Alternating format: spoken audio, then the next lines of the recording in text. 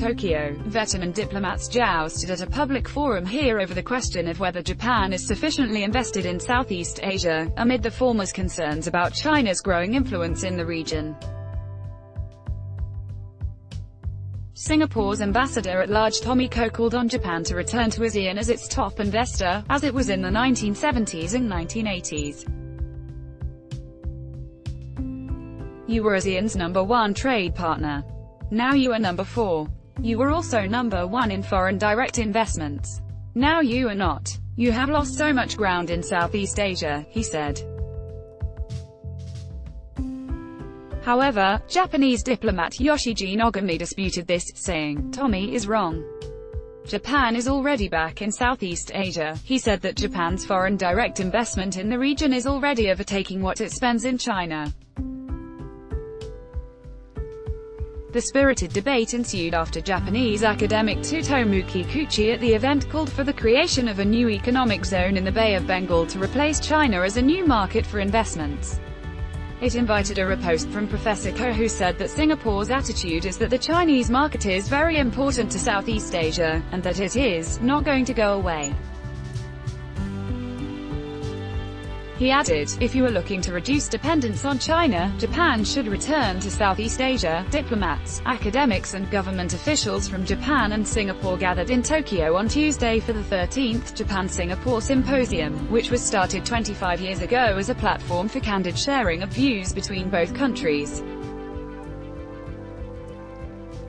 It was co-organized by the Japan Institute of International Affairs (JIIA) and Singapore Institute of International Affairs (SIIA).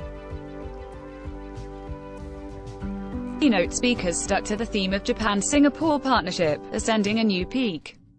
Former cabinet minister Yasuhisa Shiozaki, Secretary-General of Japan-Singapore Parliamentarians Friendship League, called the relationship a ray of light in the dark.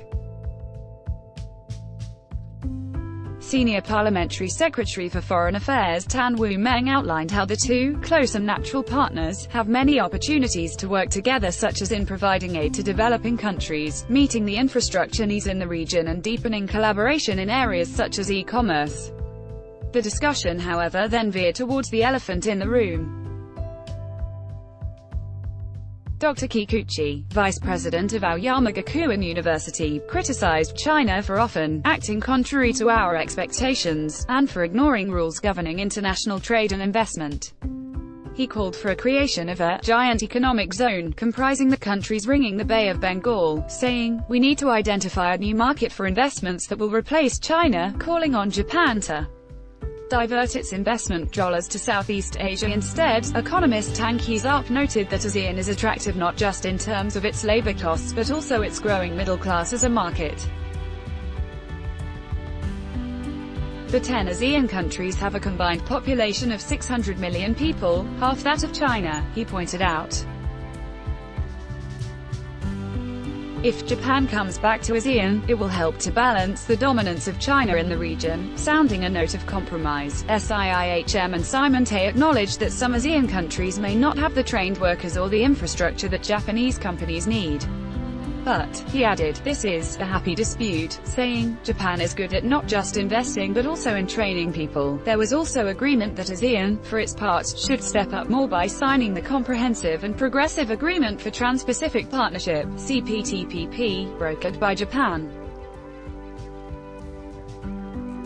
Currently, only Singapore and Vietnam among ASEAN members have ratified the trade pact. Said Mr. Nogami, vice chairman of the JIIA, ASEAN is crucial but the response from ASEAN is limited. To this, Professor Koh agreed, saying, those of us who have already ratified should talk to countries such as Thailand and the Philippines to bring them up to speed. We should get more in ASEAN to join the CPTPP.